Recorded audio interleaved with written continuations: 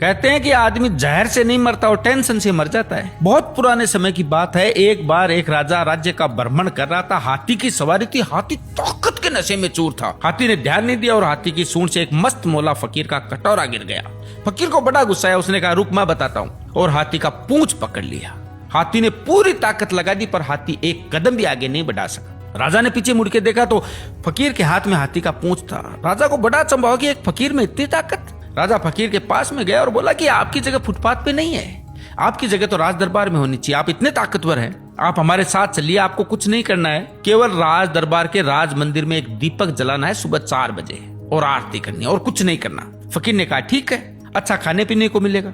थोड़े दिन बीते कि एक दूसरे राज्य का राजा से मिलने आया। राजा ने रोब जमाने के लिए बोल दिया कि हमारे राज्य की सेना और प्रजा की तो बहुत दूर की बात है, हमारे राज्य के तो फकीर भी इतने ताकतवर हैं कि एक बार तो हाथी को पकड़ ले तो हाथी भी एक कदम नहीं बढ़ा सकता। राजा ने कहा भाई हमें तो दिखाओ तब माने। राजा ने कहा ठीक है। राजा ने फकीर को बुलाया और कहा बात का सवाल है, ध्यान रखना, आज अपनी ताकत दिखाओ। फकीर ने कहा ठीक है, हाथी को बुलाओ।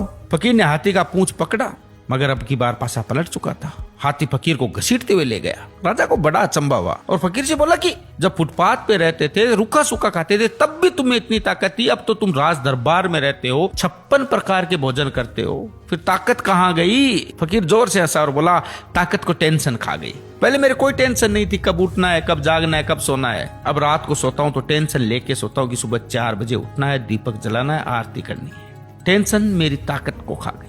यही हालत आज के समय की है। हम सोते हैं तो हजारों टेंशन लेके सोते हैं जो हजारों बीमारियों को न्योता देती है, जबकि हमें पता है कि टेंशन करने से कुछ नहीं होगा, वही होगा जो भगवान को मंजूर होगा। फिर टेंशन करने का क्या फायदा? आनंद से जिए, मजे करें। जय सिया राम।